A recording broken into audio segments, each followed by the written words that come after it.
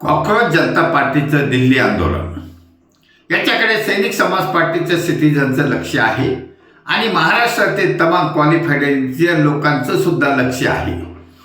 यामधून काय साध्य होणार याच्याकडे लक्ष आहे. महाराष्ट्रातील जनता ही सुशिक्षित आणि इमानदार असल्याने सैनिक समाज पार्टीच्या व्यासपीठावर एकत्र झालेली आहे. तिला असं आंदोलन करण्याची गरज नाही, कारण सैनिक समाज पार्टीचं बौद्धिक आंदोलन आहे आणि या बौद्धिक आंदोलनाने जे साध्य होणार आहे ते ह्या अशा आंदोलनाने साध्य होणार नाही याची आमची खात्री आहे. कारण बौद्धिक आंदोलन हे याच्यासाठी आहे की राजकारणातील फक्त एकमेव शिक्षण मंत्र्याचा राजीनामा न घेता 80% 90% भ्रष्टाचारी वंशवादी आणि गुंड प्रवृत्तीचे लोक आहेत यांना बाहेर काढायचं असेल तर समाजाने जागृती करणे गरजेचं आहे. कोणताही सरकारच्या मंत्र्याला काढत नसतो, कारण ते सगळे एकाच माळ्याचे मणी असतात, ते एकमेकाला साथ देणारे असतात. त्यामुळे सैनिक समाज पार्टीने जो धागा पकडला आहे की सर्वांनाच काढायचं आहे, 90% लोकांना काढायचं आहे, याच्यासाठी सैनिक समाज पार्टीचं हे बौद्धिक आंदोलन आहे. त्यामुळे सैनिक समाज पार्टीचं विशेष करून महाराष्ट्रातली टीम घराघरात पोहोचलेली आहे आणि हे सैनिक समाज पार्टीच्या आयडिओलॉजीची माहिती देत गेलेलो आहोत. कारण तुम्ही म्हणाल की एवढ्या 90% लोकांना हाऊ टू रिमूव्ह कसं बाहेर काढणार, तर सोपा मार्ग आहे.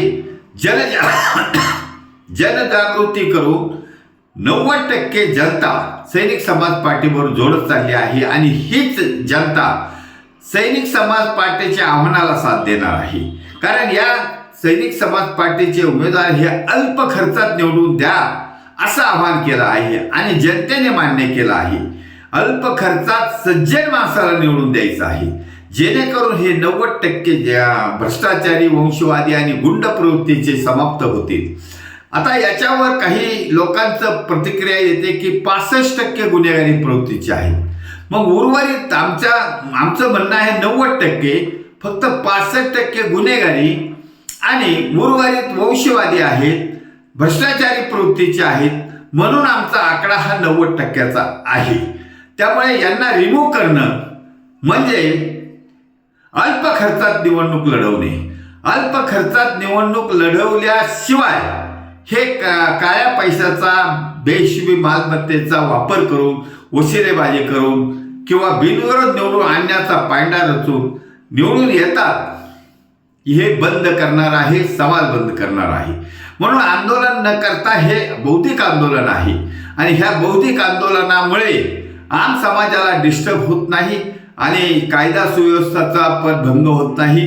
त्यामुळे हे इंटेलिजंट आणि क्वालिफाईड लोकांचं आंदोलन आहे आणि त्यामुळे या आंदोलनामुळे 2029 मध्ये नक्कीच आणि नक्की छत्रपती शिवाजी महाराजांच्या रयतेच्या राज्याची पुनरावृत्ती करण्यासाठी सैनिक समाज पार्टीचं खास सरकार सत्तेवर बसवण्याचा ऐतिहासिक कार्याला आम समाजातील जनता, महाराष्ट्रातील जनता साथ देणार आहे. त्यामुळे महाराष्ट्रातील तमाम सज्जन जनतेचे धन्यवाद. भारत वर्ष की जय. छत्रपती शिवाजी महाराज की जय. सैनिक समाज पार्टीचा विजय असो.